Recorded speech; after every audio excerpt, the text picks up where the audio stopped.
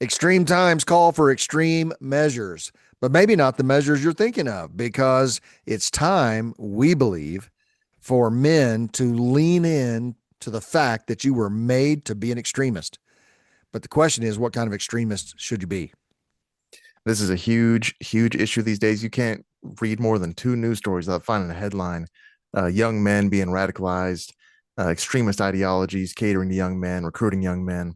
We think that is because we one are opposed to that, to extreme political ideology, Mm-hmm. and two think the obvious reason that is happening is because men are called to extreme ends, to radical lives The in thing you a were, different way. yeah, the thing you were made for is a very radical thing. And that is what you should lean into. And the conditions are perfect for men to become radicalized. Mm-hmm. This, we think, is an effort that the devil has done to destroy men. And God says, thank you very much, because when men feel like that, they will radically run to me and become what I made them to be. So that's There's some kind of our big deal. Yeah. incredible opportunities available to us in this moment of crisis. All right. So we're going to talk about the right kind of extremism. And as always, we got four quarters, John. Walk us through all four quarters. And this time we do have action items in each quarter. I'm a big fan of that, and I'll explain why in a minute. Our four quarters, first for this conversation, is why young men are drawn to extremes. Second is the better extreme way. Third is the real battle of daily choices. And fourth is brotherhood, responsibility, and the way forward.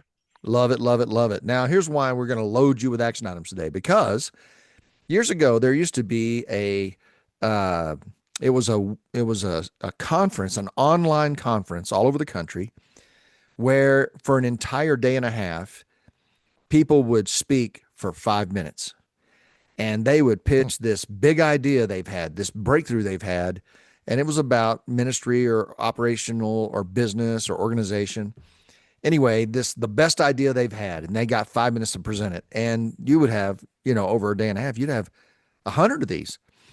And so you're just getting flooded with all these ideas.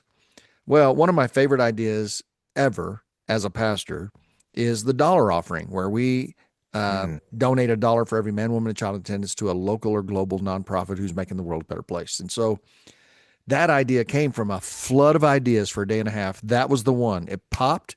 It hit me. The guy mentioned in passing, it wasn't even the idea he was selling. He was selling a different idea, but he mentioned that one. And I was like, oh, I have Yeah. I have tried to get many pastors to do this. None of them will do it.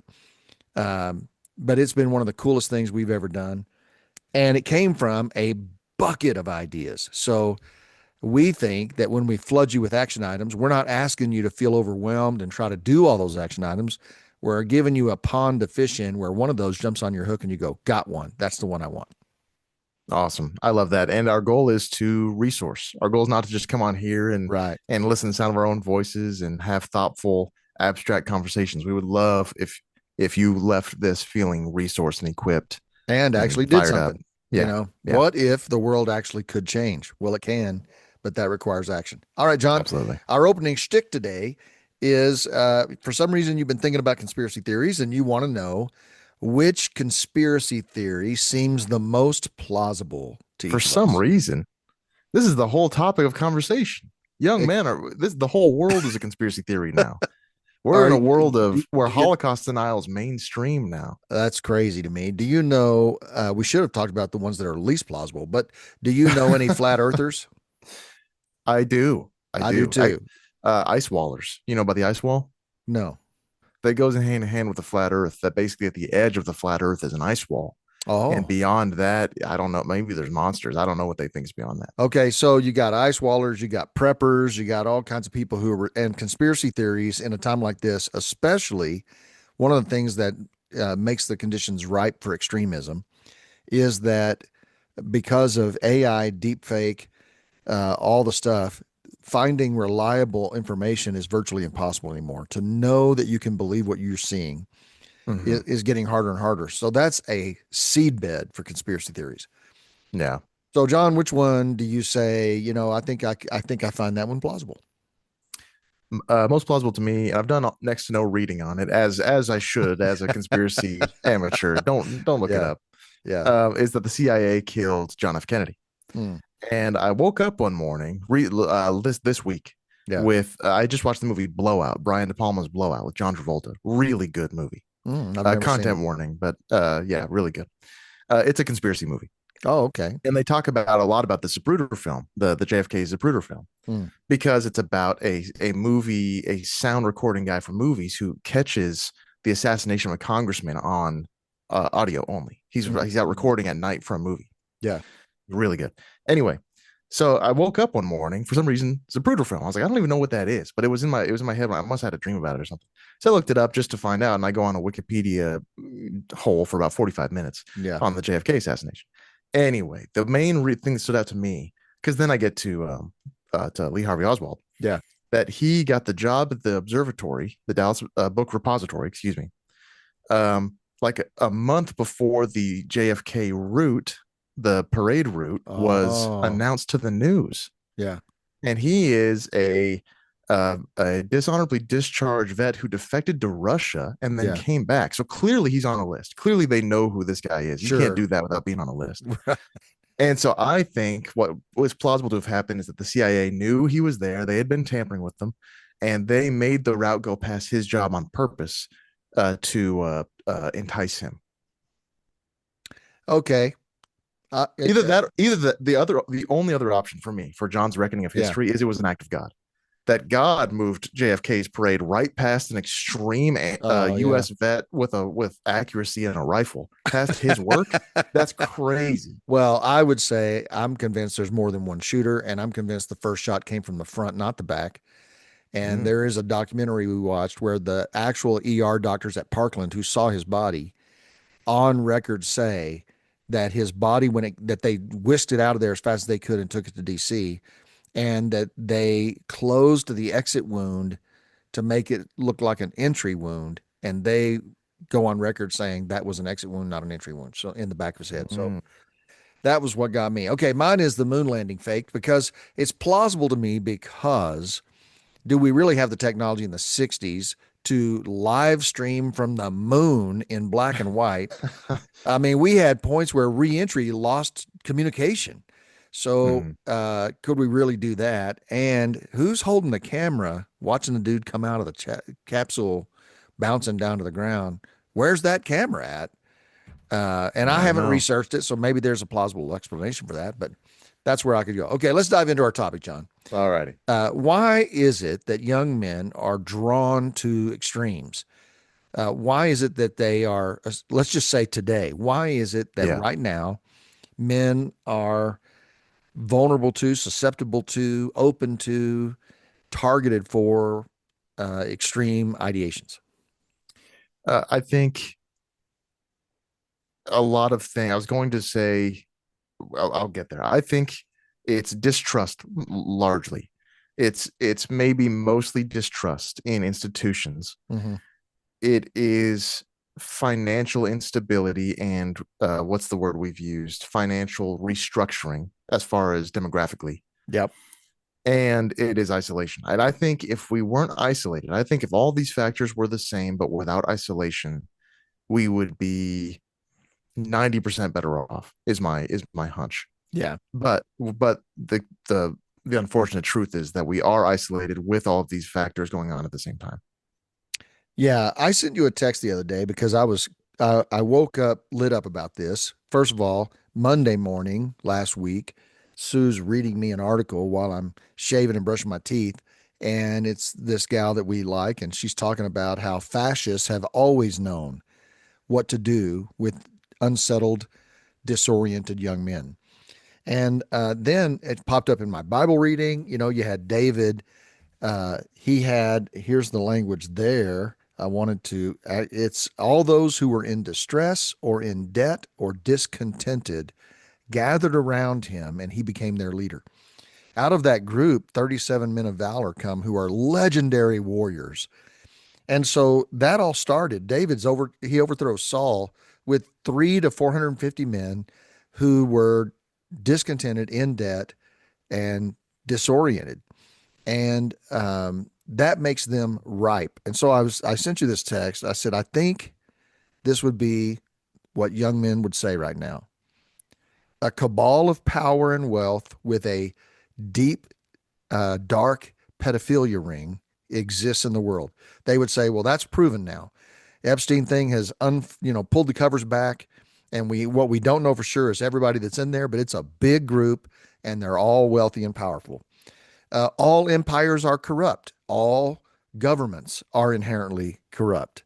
And you're saying this is what young men are saying. This is what young men would believe right now. This is why they're Yeah. fertile, I think, to be radicalized. Big pharma, big insurance companies, and politicians are all enemies of human flourishing. They make life harder, not better. Upper middle class is out of reach for 60% of Americans. Socials, AI, and deep fakes make an accurate grasp of facts virtually impossible. And 50%, over 50% of people, especially young people, feel economically pessimistic. So you have that. So that breeds this big distrust you're talking about. So who can I trust? And the answer is, well, almost nobody. Mhm. And so this makes them ripe for a revolution. I keep having the Beatles song go through my head. You say you want a revolution. Uh, I really do believe the conditions are perfect for a revolution of some kind. What we're going to advocate for is that it should be an extreme revolution of returning back to the origins of our design and figure this thing out. Yeah. I first just want to say I think the article you read, you were only quoting, not your own beliefs, that fascists have always known what to do with young men. I would say all extreme ideologies know what to do with young men. They The do, yeah. the Russian revolutions towards Marxism was all fueled by young men. That's the exact opposite side of the spectrum.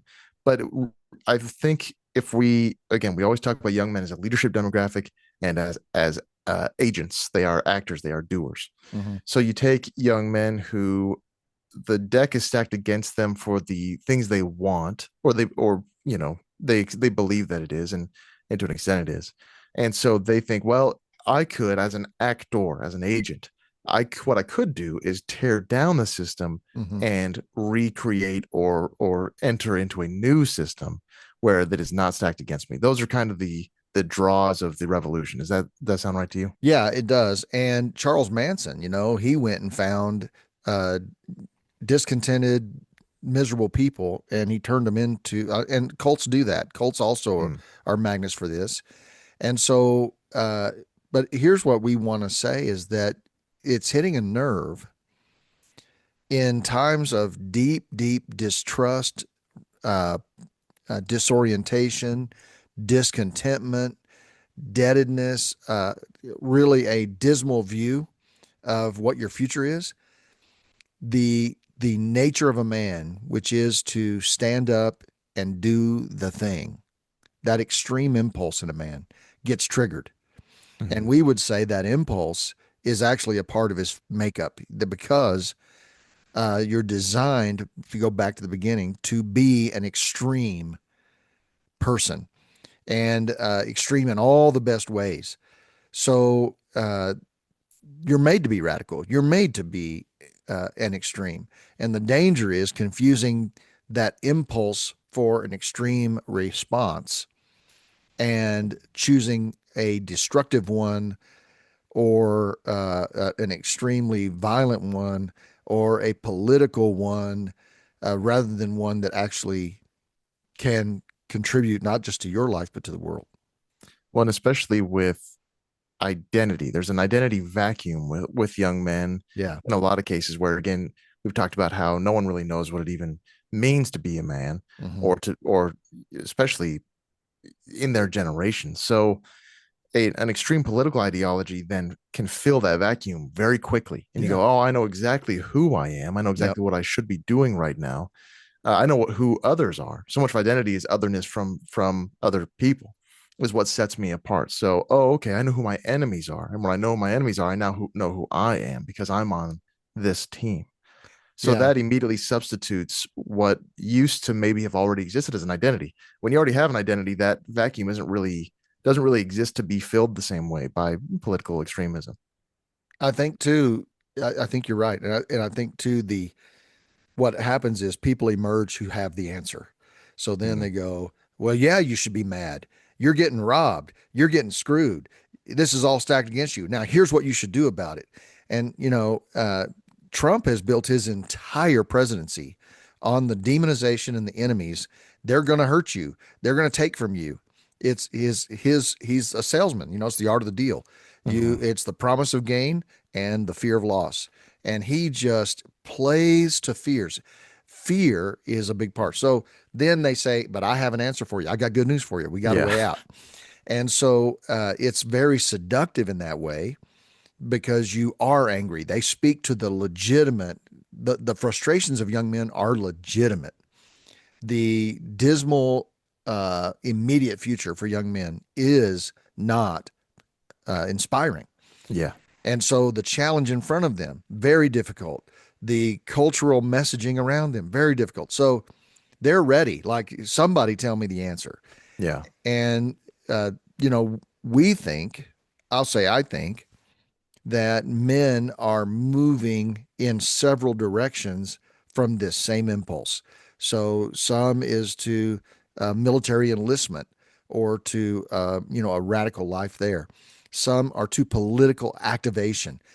Uh, Charlie Kirk's assassination will probably come up later, but that triggered something in guys like 9/11 did, where you saw a rush of enlistment right after it happened.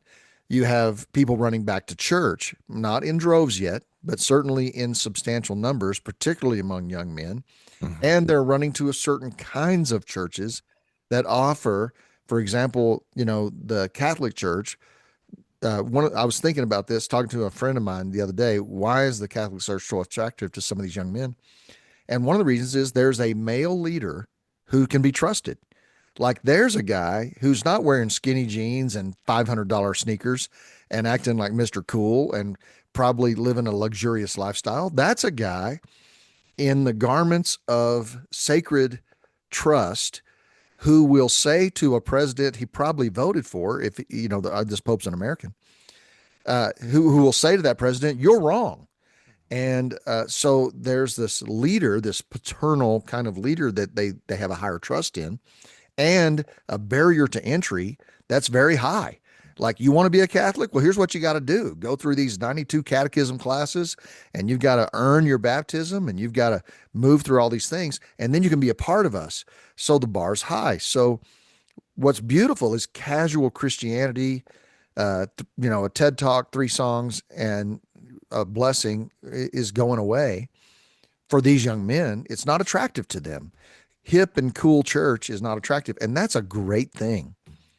I'm Yeah. rambling now, John, because I'm really kind of lit up about this cultural moment we're in. I believe that it is that young men need to lean into their extreme impulse and find the right expression for it, because that gives them a greater sense of agency to go out and become and do what they were made to become and do. Well, yeah, absolutely. And that's the opportunity that we're looking at as far as opposed to the threat. There's the dangers and the threats, and there's opportunity. So Yeah. that's definitely getting into some of the other quarters from here. I wanted to just in when we're talking about why men are drawn to extremes right now, that's kind of the diagnosis part. The only other thing I would say is I would bring up here the distance between men and women right now in a seems to be a historically unprecedented. I don't know. I've never seen it like this. I've never read of a time where it was like this. And this again, a lot of the extreme. We've talked about how this went. Charlie Kirk's assassination is. I mean, we could talk for 20 minutes about what Yeah. that did. Yeah. But before that, the manosphere, quote unquote, was about yourself and indulgence, and it was Mm-hmm. about becoming a macho man and getting a body count and getting money Yeah. and kind of winning women that way. Yeah. Because however many percentage of men get with however many percentage of women, become one of those guys. Yeah. After Charlie Kirk, it got a lot darker. It seems like the conversation that Mm-hmm. the Andrew Tate conversation almost doesn't exist anymore because we're dealing with we heard from a lot of young men saying, I saw evil. I was reacquainted with evil. That is a real thing. Yeah.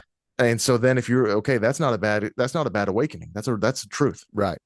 and then you get, but then your response to that is a dark political kind of violent anger, as Hmm. opposed to a self-aggrandizing thing. So the opportunity here is you're leaving the self building up to become a macho man so you can take what you want from the world. You Yeah, are now thinking about what you can give the world in uh, a, a rough way. So again, these opportunities you're talking about are incredibly exciting because of that inclination. absolutely. And what all of these options have that are radicalizing men, what they all have in common is they offer a definition of masculinity and they offer a pathway to live it.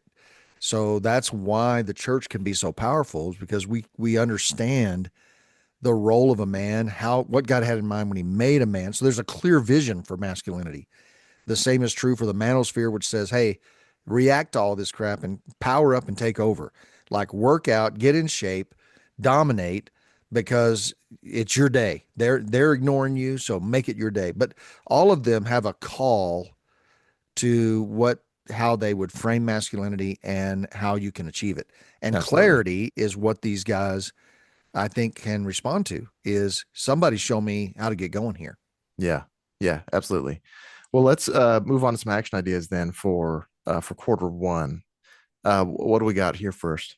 Well, I think auditing your inputs. So, uh, unlike any other time in history, what you watch, what you're looking at is going to shape so much of how you think and feel about these things. And so, with algorithms and stuff, you're going to get a myopic view.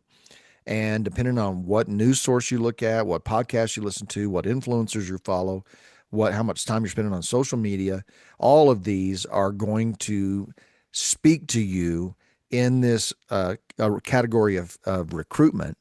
And so audit those and be wise about them because that's going to make a big deal. Uh, I was reading John. I'm reading this book which I mentioned on the podcast before, uh, Disciplines of a Godly Man. And there's a chapter on the mind, the discipline of your mind. And he talks about neurology and the incredible design of the human brain. And then if you put on top of that the mind of Christ, you've got an Hmm. unstoppable force. I mean, you've got an unbelievable thing. But instead, we're cotton candy in the thing and we're lacing it with things that are not true. And we're thinking, spending our brain power thinking about lies that we are inhaling, and so we're actually sabotaging the power our brain actually has. So the first one there for me is audit your inputs and be very selective. Yeah. That I would add to that to again be selective in general, but Hmm. in the immediate time, take a 7 day break from the loudest political voices in your life. That would I be huge. I think we underestimate or we don't realize how much noise we have compared to the average non-digital media Hmm. age human. Even the age of TV, which didn't last very long before the digital age, was, there's all the, it's going to rot your brain and everything. Before that, you're in relative silence when you're in your home. And so now it's constant noise, constant messaging Hmm. in shorter and shorter chunks too. Now Yeah. you're in your that infinite scroll video, vertical video Yeah. format, Yeah. and it's just constant. So take a 7 day break from the loudest of those political voices in your life. I think that's monumental. The last one is ask yourself about the things that you're inhaling. Is this forming me into a man of God? Is this forming me into a reactive man? Is this forming me into an angry man? What exactly is the stuff I'm consuming doing to me? Mm. And where is it leading me? So those would be some action items. All right, quarter number two, John, is the better radical way because we believe that radical and extreme are, in fact, great ideas. Yeah. Yeah. It's again in the you talked about difficult things, the appeals right now for young men of difficult church traditions. And what a beautiful thing that is Mm-hmm. because of our design. So it's there's this coasting that happens in modernity. That one I'll say, because normally I ascribe to the fact that humanity hasn't changed very much. Mm. I've been going against that in a lot of our conversations about Yeah. how modern our challenges are. But it's probably the natural human inclination to coast. But when there's this thing that happens when you really internalize the story of Christ and his disciples, the call, the he runs into Simon and his brother, and he says, "Leave those nets and come with me." Yep. And they leave their nets right there with their dad, It's and they crazy. follow him. Yeah. There's this thing there. It's and in Lord of the Rings you see it, and when you know Band of Brothers you see it. Hmm. This Hmm. kind of like I want to do the difficult thing, and I want to do it surrounded with other men with the same beliefs and the same willpower. Yep. It's a very exciting sensation. It is. And what is true that has been lost in American Christianity, and may all church expressions find their way back to a biblical understanding of what it is to be a disciple of Jesus. It is a radical call, and we tend to think, well, there's all kinds of Christians. There's brand new Christians. There's baby Christians. There's immature Christians. Mhm. There's fully devoted Christians. There's backslid Christians. There's stuck Christians. Well, the Bible only There's knows one kind. barbecue, plain salt and vinegar. The only kind the Bible knows is one who says, "My life is not my own. I've been purchased by Christ. He purchased me. He redeemed me. I've been bought with not silver and gold, but with the precious blood of God Himself. Therefore, I belong to Him, and my life is not my own." That is a radical decision to make. It's an extreme decision to Yeah, make, and it's what yeah, you were designed to make. And so you have this impulse in you to do it. But the temptation is to target that at the immediacy right in front of you, which is the human enemies that you think you have, or the yeah, systems that are designed. And when you watch Jesus be an extremist, he takes on empire, he takes on Rome, and he takes on the believers who think that Rome should be overthrown or rebelled against. He talks about yeah, submitting to authority in Rome, but also not being controlled by Rome. And then he takes on the powers of religion, who are ultimately the ones who got him crucified. He's fearless to just tell the truth in any environment on any subject. Uh, and a lot of that comes from a a detachment from this is a very Henry Nouwen idea. I'm sure we've talked about it now a dozen times. In the Name of Jesus by Henry Nouwen, a little mini book recommendation right here, uh, which talks about Christ's dedication to in Nouwen's words, namely irrelevancy and inefficacy. yeah, I'm not here to do things to provide things for you. yeah, I'm not here to kick Rome out of Jerusalem. I am here to die for you, be hmm, vulnerable to you, and to lead you into life. yeah, So that kind of, if Christ was here to do physical feats here and to do political realities, to change political realities here, he would have been beholden to, a politician has constituents. hmm. So say a politician's a genuine, actual Christian in his soul, if you can imagine such a thing, and he has, say he's a Republican, Yeah, and the Republican Party is anti immigration, anti illegal immigration, and he has an inclination to propose some more sensitive immigration friendly thing. He would probably be forced to bite his tongue for the sake of his party and his constituents because hmm, he wants to get reelected. He wants to be able to work with his fellow Republican politicians. yeah, Jesus doesn't have those restraints yeah. because he is of the kingdom of the spirit. And man, that what a great word, restraints. As Christians, we don't have man-made restraints, Mm-hmm. and we need to lean entirely in. But here's the thing, I thought about flexing. You said he doesn't, and I thought he doesn't flex. And Yeah, that too. all these radicalizations are calling you to flex, Yeah. assert yourself and flex. And Jesus's flex was to carry the cross, let himself be crucified on it for the redemption of the world. So if you want to flex, that's your flex, is that you are called. The kingdom is counterculture, it's counterintuitive, and it is advanced not through domination and power, but through surrender, sacrifice, and love. Mm-hmm. So this is the extreme call. It's time to get extreme about crucifixion, our cross, sacrifice, love, and stop trying to dominate people and control people, and instead uh, advance the kingdom through surrendered, compassionate love. Absolutely. Now gone to It's preaching. Well, yeah, that's good stuff. Uh, we would have you, we've talked about this before, but the modern post-Christian idea of strength. Yeah. Again, this is part of what how Christ was so radical was he was in an era of pagan strength. Hmm. And we are approaching again another era of pagan strength, of an era of strength that is not informed by Christ. Hmm. So when he came and called and was called and did not reject the title of the King of the Jews, and but did proclaim himself to be the Messiah and to be the Son of God and to be God, and then he gave no physical resistance and was murdered Yeah. and went the whole way in silence. A lot of the ways, the last little leg of it was silent before his accusers and was killed. Yeah. That's that kind of, when you talk about radical and extreme, Hmm. that inversion. I think for some reason I'm thinking right now of that scene in the first Jack Reacher movie where he's in the bar and those guys are being jerks. And the whole reason you watch or read a Jack Reacher thing is to watch people be jerks to Jack Reacher and he makes them eat it. Yeah. That's the whole point. Yeah. So is that really that radical where he just does the thing you want him to do? Imagine instead Jack Reacher goes, guys, don't do this. And then they punch him around and he offers no resistance until they leave. Yeah. That's not, and there is something to say about being walked over. But Right. that is the kind of, when we talk about the cross as the symbol Yeah. of strength in the kingdom, as opposed to a crushing your enemies strength, pagan strength. Well, the notion of pagan strength is very seductive because if I can't get what I want through diplomacy, and if I can't get what I want through rational conversation, then I'll just take what I want. Mm. And so it's you talk about efficacy, that's efficient.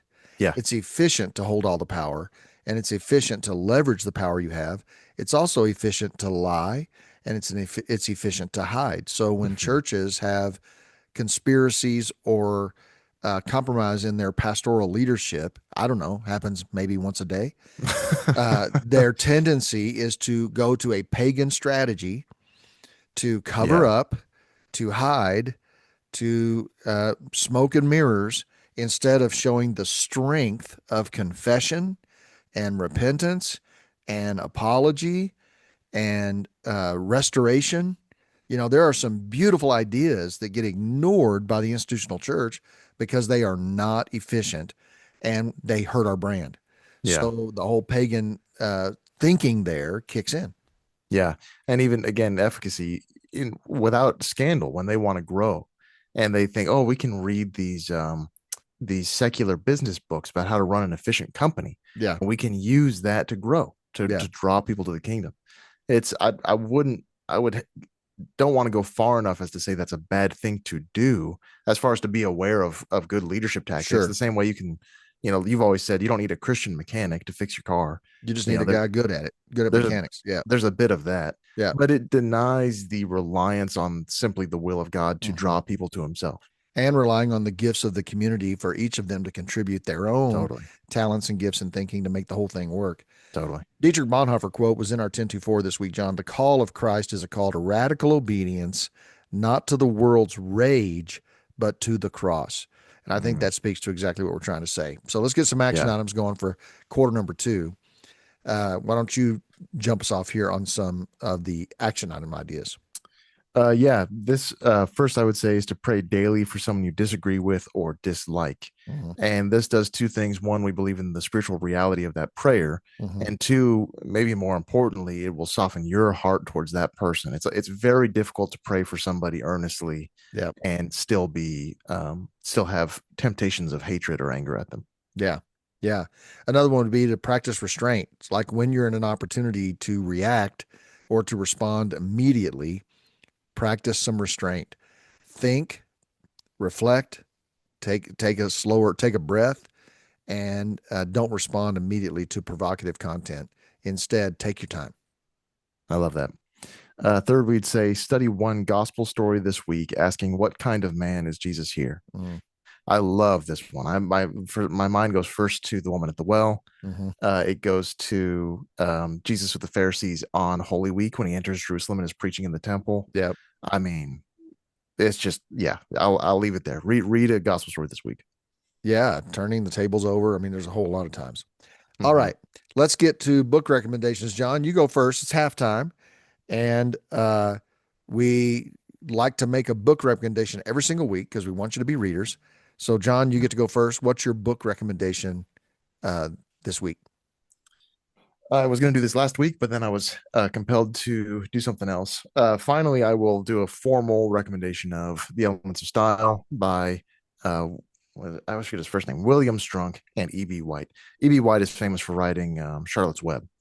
Oh, yeah. And Strunk was his professor in like the 30s of English. It started as a little book that Strunk wrote for his students, and then years after he was already established and Strunk had died, E.B. White added on some more another little addendum to this, wrote a forward, edited the original, and it is about. I should have said off the top, it is about writing. It's about composition, Hmm. and here I would just say there is a lack of discipline and communication Hmm. that is kind of the norm.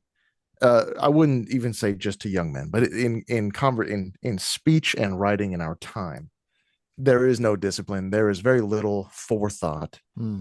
and so much of what we would recommend is careful communication. Hmm. Much less communication is a good rule of thumb. I Yeah. should probably be speaking less, Yeah. but also when you do, how are you doing it? And in the written form, that book, there's nothing better. It talks a lot about the most helpful for me is the affirmative voice, and a lot of actual just raw grammatical rules. It's great stuff. So even if you are not big into writing, I might recommend it even for just your own understanding Yeah. of your communication. And we think that if you have a desire to write, you should write. Uh, Yeah, man, everything's better when everybody's writing. So, great little book. All right. yeah. Mine, I have a picture of it here. Life Together by Dietrich Bonhoeffer. I Mm. searched my house for my copy of this. I've had multiple copies of it.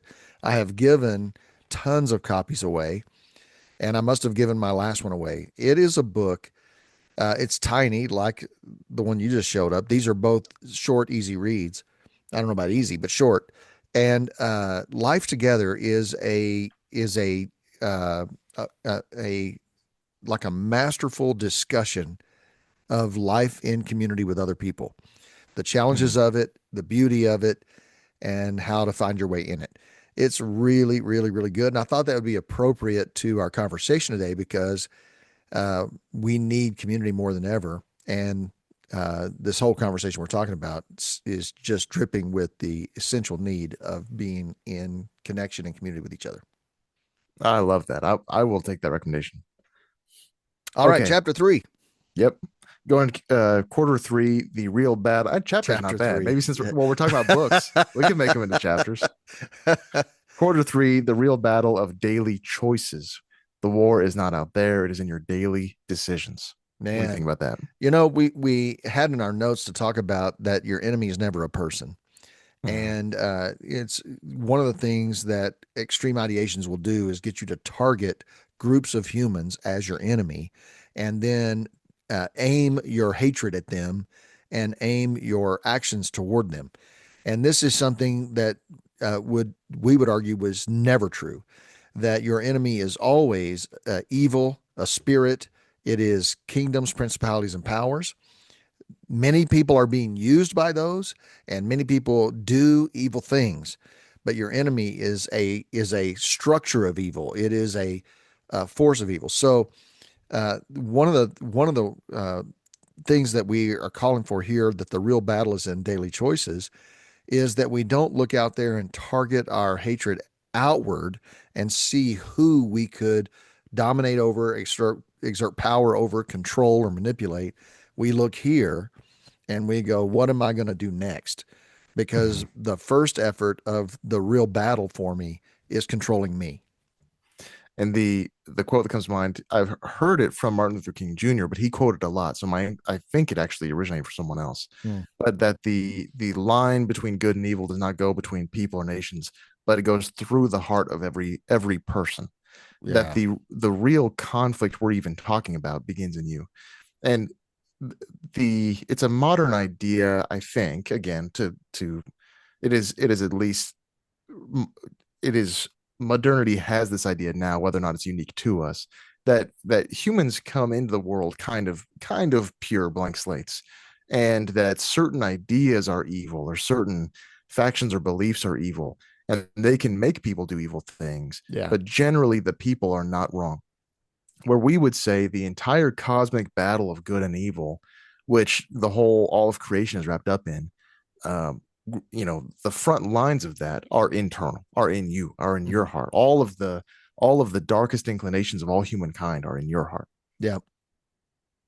Another idea here is that everything you consume from an information standpoint has an agenda to capture your attention and hold it. Yeah, Because even news, in the old days, the customer of news, of a news channel, was the news, and that's what they served. They that's served the product. the product was the news. But now the product is views, and the reward is for attention. So they need to spice it up. They need to be provocative. They need to capture your attention and hold it, and they are masters at it. So even organizations that have an agenda you love, a belief system you love, Yeah, they need to be provocative to hold your attention, because that's how they get paid. And so you are the target. You are the product. So this, and we will say right here, we have an agenda. We want young men to power up, take control of their lives, find their identity, live out their identity with the integrity and the masculinity that the scriptures call them to, because the world is desperate to find these men living their lives well. So yeah. that's our agenda, and and it's not bad to have an agenda. Mhm. But you need to recognize that the battle of your daily choices is difficult, because everything that's coming at you is coming at you in a way to be provocative and to hook you and to capture you. Well, and so yeah, talk about daily decisions, realizing when you're talking about or when you're trying to decide for yourself, again, not by coasting. So with digital media, you would coast by, you get home, you Mm-hmm. pull out your phone reflexively, and by not you have not decided I will now spend this amount of time on my phone. You are just doing it. You're there. So And first we would say, man, you talk about making time go fast. yeah, Nothing makes it go faster than that. no, it's the opposite of being present, which we've talked about how that elongates time. Yeah, yeah, So first we'd say uh, be decisive. Quarter three implies that you are being intentional with your decisions. yeah. So that has to be a given. But when we're talking about everyone having an agenda, you now decide, okay, I like these. Like, say it's a commentator that you really think is a genuine. They're trying to do good in the world. Mm-hmm. Just realize you are the product because you're watching their ad revenue and it's their job. Yep. So they're not necessarily completely unbiased, just like we are not completely unbiased. We Right. don't make ad revenue on our stuff, but Yeah. um, let that factor in when you're deciding how am I going to spend my time. When is it enough? When is enough Yeah. for the things I'm listening? I understand the topics. I'm not being educated anymore. Now it's just entertainment. I'm Yeah. going to do something else. Yeah. And one last thought about the battles of the decisions we make is that men quietly lose when we drift into porn, bitterness, isolation, passivity, video games, anytime where you just get sucked into, and now the thing is controlling you. That is when you start losing. So, Yeah, really, what we would advocate and encourage you to consider is how to break the chains of power that these things have over you, so that you are making intentional decisions. Even if you do video game, I'm in a video game for 45 minutes and you set an alarm. And when the alarm goes off, it doesn't matter where you are in the game, you stop.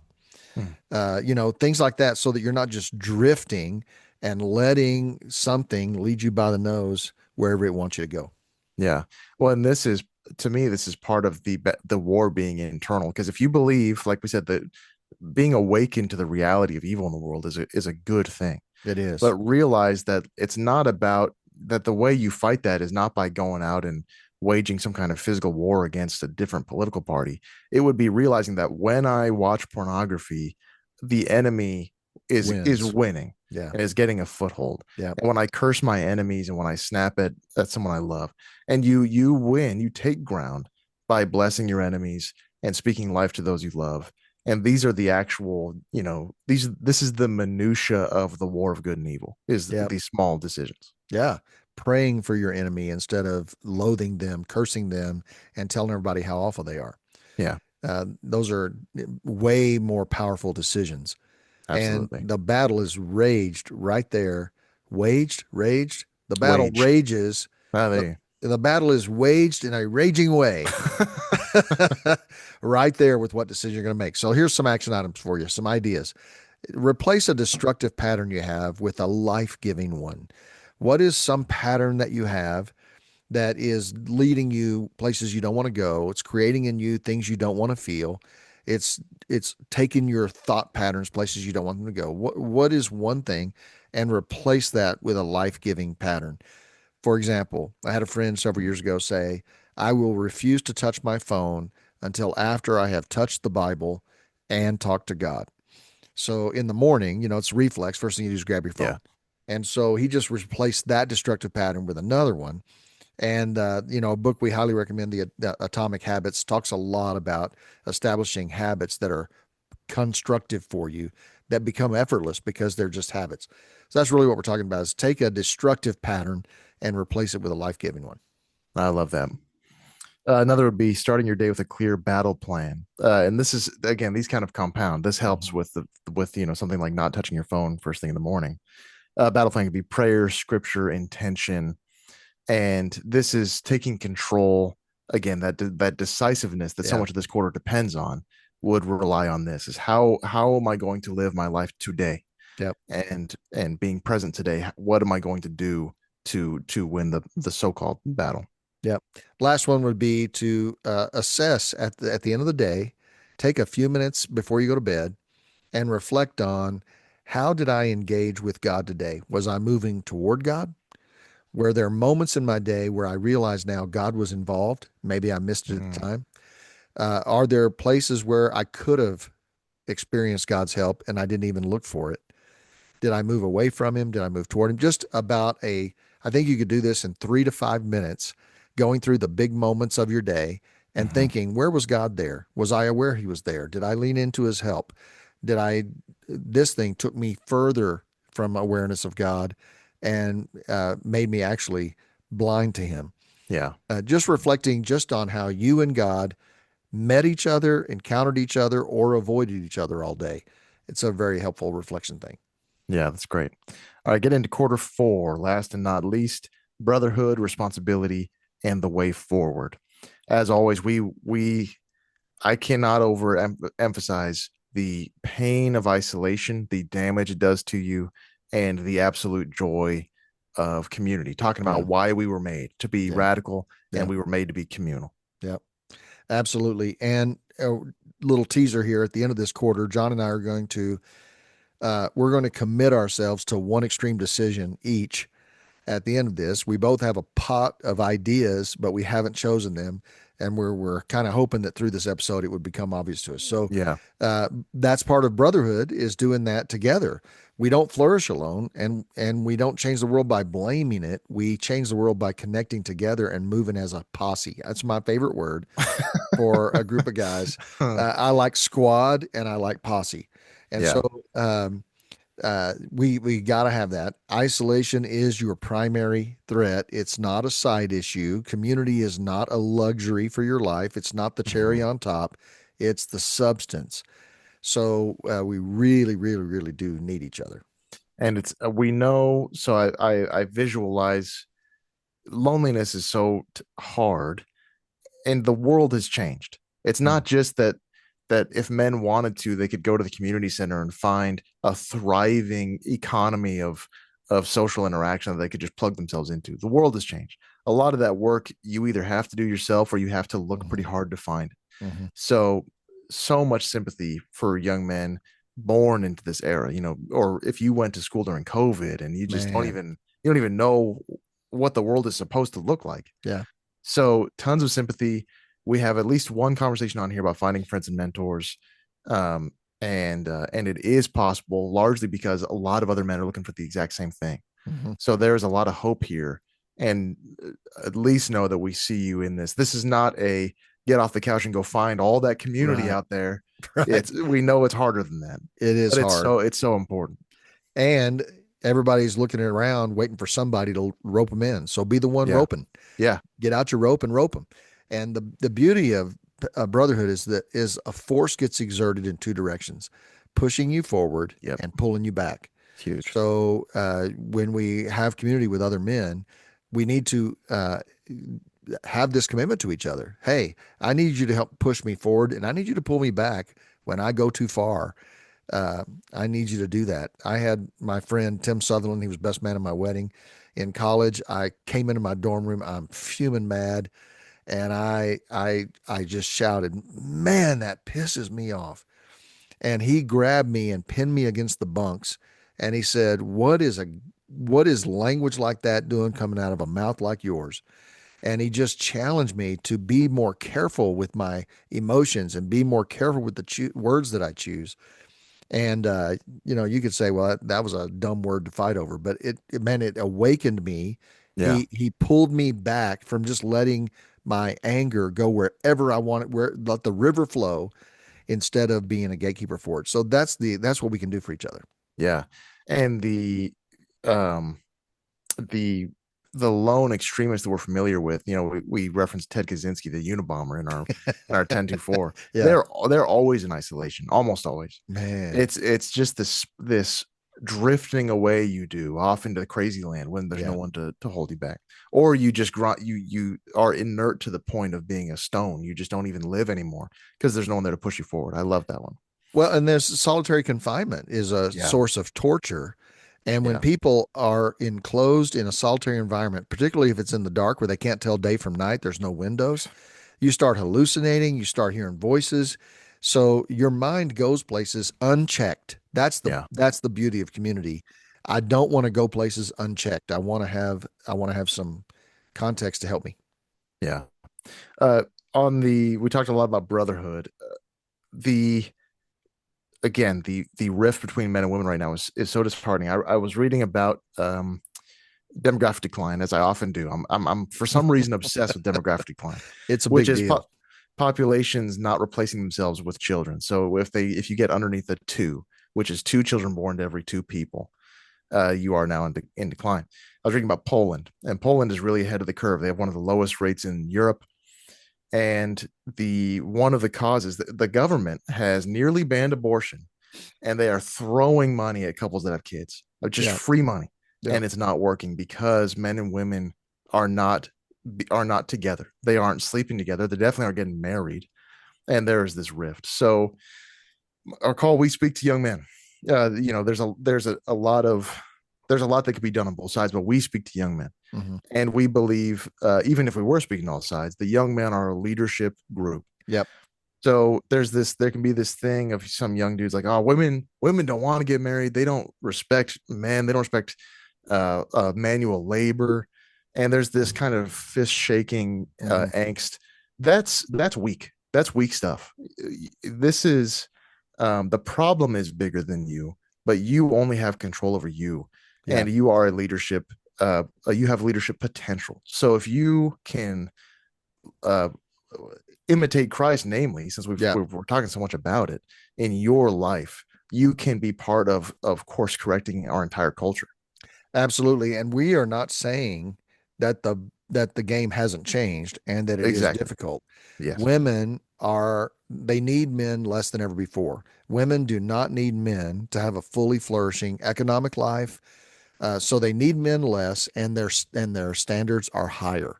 So I hear a lot of young guys go, man, they have impossible standards, and they don't even need us or desire us. Uh, so say that's a given. Say that's the way it actually is for a huge percentage of the female population. Now what? Now what? Demonizing them doesn't help. Making them the enemy doesn't help. It's always going to circle back to what's my play here? What's my Yeah. place? How can I inform the culture? How can I create culture? You have enormous power, Yeah. enormous power. And so don't make women your enemy. Instead, reclaim relational responsibility that you have to inform how men are viewed and how women intersect with men. So Yeah. that's really I good love that. stuff. And the last thing we'd say is have some hope because God is already moving, man. Young men are running to the cross. Young men are running to Catholic churches, Anglican churches, Protestant churches. They're moving toward faith. God is moving, and we're convinced that this whole cultural disruption for young men is a demonic design to disempower and neuter men, but it's actually going to set the stage perfectly for God to ignite the hearts of men and move them toward an extreme response to the call of God, to their identity as men, to their place in the world, and to the world's desperate need of them. So, man, God's already moving. So we want to finish that with a lot of hope.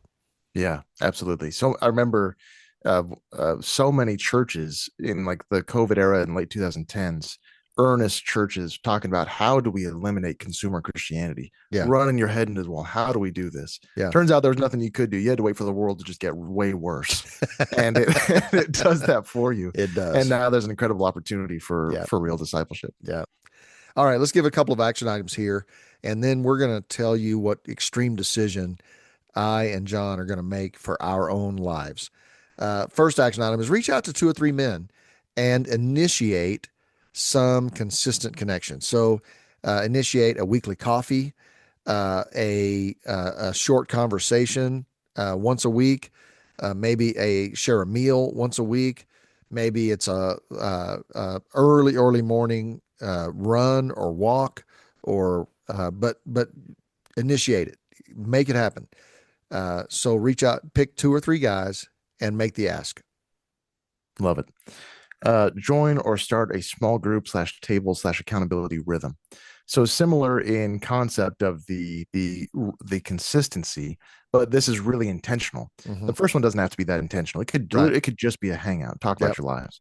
This would specifically have a goal. C.S. Lewis says in the Four Loves that romantic love, the man and the woman are looking at each other, Mm-hmm. and platonic love, men are standing side by side looking at the same thing together. Mm-hmm. So this is that kind of idea. You know, we would encourage this to probably be faith based. It could be a Bible study. Accountability implies that, and again, there's that push and pull we're talking about Yeah. inherent there that we love. Yeah, and it could be centered around learning a new skill. It could be centered Yeah, around a book. It could be centered around any manner of thing. The get two or three guys together consistently. So last Sunday was the Masters, and so after church, a golf pro friend of mine and my oldest son and me all met at my house to have lunch and watch the final round of the Masters. So nice. that's that's guys standing there looking at the same thing. It doesn't have to be a huge, monumental, serious thing. It's just getting around guys. So That's great. there you go. So Yeah, the last one would be take responsibility for one strained relationship and change your posture. That was huge. something that I had read very recently. I think it was yesterday. And I think John, it was the article you sent me about Poland. I forgot I That sent that to you. I was talking like, oh, I got to tell that about this. yeah, Yeah, there was I think it was in that article that a full, I think 60% have no relationship with their father. yeah. And it was over 50% of Polish people don't speak to any member of their family. No, it was just that they have cut off at least one. Oh, Oh, okay. it was over half of them had excommunicated one member of their family from their relationships. So if that's you, you got a strained relationship, family member, friend, neighbor, take some responsibility to lean into changing your posture. So I love this notion of position and posture. So Jesus has the woman at the well, or he has the woman caught in adultery, right? He Mhm. has a position. Adultery is a violation of God's desire for human sexuality. And he has a posture. I will not stone her to death, neither do I condemn you. So you have position and posture. So you can hold your position in a broken relationship while changing your posture. So that's what I would encourage because you tend to think, well, I'm not wrong. If I go Yeah, lean into this relationship, I'm going to be confessing that I'm wrong when I'm not wrong. So hold on to your position, but change your posture. Be kind, be considerate, do a thoughtful deed. Let them know they matter to you, even though you have this disagreement. But that's a way that you can take responsibility in a strained relationship. And part of that is praying for them, and part of it is seeing how does Christ treat me when I'm wrong, when I am incorrect against him. What is Mm-hmm. his posture? Mm-hmm. And again, what is his position? I think that delineation is huge. Yeah. All right, John, it's time. What's your big extreme decision that you are putting in play starting now? Mine will be to accept relational investment. This is really what we've been talking about the last 15 minutes, as the work of my life. And I'm very preoccupied with a great work. I'm very preoccupied with artists and excellence, and Michelangelo, his great works. Yeah. No one really cares who Michelangelo's friends were or Mhm. people he loved. They care about his work. Or even about his character or his, Yeah, yeah. yeah. So I mean, some people do, but the public doesn't. So I'm been obsessed with that. But I was, you came up to do a funeral in the winter for a guy named Wally, Hmm. and he was 90, so he'd been Hmm. retired for like 30 years. Hmm. And I was surprised in his obituary and in the funeral, there was not one mention of his work. And I was a little bummed. I was like, all that time he spent at At his work. job, at And no one work. even talked about it. Yeah. Yeah. But that I think is just barring Michelangelo, that is the human way of things. I don't know the name of my great great grandfather on either side. Mm. I might on my mom's side because she's done a little more ancestry kind of Yeah. work. Um, I don't know anything they did. A lot of ministers, but I don't really know the specifics. So the relationships, I don't listen. I don't know their relationships either. But the point is that the labor, when Paul speaks about, he's in one of his epistles, he says the labor that persists on the offering of Christ is these people that he's writing to. He says, "You are the fruits of my labor that lasts into eternity." Hmm. And in Ecclesiastes, we see there is no fruit of labor that lasts into eternity. It all goes on to whoever comes after you die. They receive the fruits of your labor. But Paul says there is one, and it's the people. It's the people that I've served here on earth. They come with me into eternity. It is so I want to make it an extreme decision to refocus my energies. That is the main work of my life is my relationships More than writing books or more more than than, writing books. Yeah. yeah. right So, now right now I sprint into a conversation with no forethought, no meditation beforehand, yeah. just puffing and puffing, and then I'm thinking when I'm there, oh, I got this to do, and I sprint away from that to the other thing. Yeah. I want to meditate beforehand on these and to work on presence in them as Mm. if it was a great project. Man, if you can, I can just see the power of that. If you can make it the work of my life is to have relational connection with people around me. That's a big deal. Yeah. All right, mine is to eliminate ungodly entertainment from my life. I've been very convicted about this Mm. mind of Christ idea and how God gave us these enormous brains, and then He gave us the Spirit of God in our mind to have the mind of Christ. And yet I mindlessly stare at entertainment that advocates a compass radically opposed to Christ. Mm.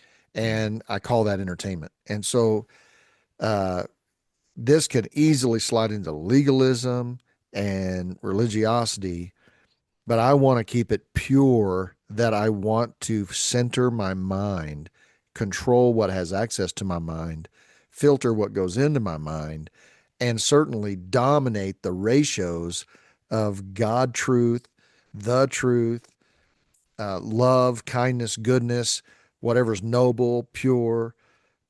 Think on these things to have that dominate my mental activity, where entertainment is a tiny slice of my time, Mm. and that entertainment is carefully chosen and not allowed to pitch me a bill of goods that is antichrist. So that's mine. It's a rough one. It's a new one. Yeah. And for Lent, I did no television for the 40 days of Lent except on Sabbaths. And man, the peace in my home and the peace in my heart, the reading that I did, my mind, really, this thing we're talking about, this mind and heart, swole. My heart was two sizes too small, John. That's awesome. I love that. Yeah. So I'm really kind of hijacked right there. Yeah. That's a great extreme decision. We Yeah. would ask you all, if you have the time and inclination, think about what would an extreme decision look like for you in your own life. Yeah. And lean into this. You were custom made by God to know him, to walk in relationship with him, to demonstrate him how you live, work, study, and play, to create culture around you, to affect the people around you, to add value everywhere you go, to serve, to do the hard thing, to do the strong thing. These you were made for this. So do not cower, do not hide, do not run. Lean in. I love it. Thank you guys so much for listening and for your time. We would invite you to one, stay tuned. We've got very exciting information coming on a Big big announcements change coming. Yep. for the Honest Path. We're very excited about it. Just doubling down. Nothing Yeah. like it is only Only more more. Yep. dedication Yep. to our mission. And share this with a friend. We would love if you either this comes in an email form to our subscribers. If you subscribe on email, you get these a week early. So forward that email to them, or just copy and paste this link, and we would love for you to spread the word. That would help a ton. Yep. We would love it. Hey, we appreciate you. If we can serve you, let us know. Man, go get them. God loves you. The world needs you. And we are on your team.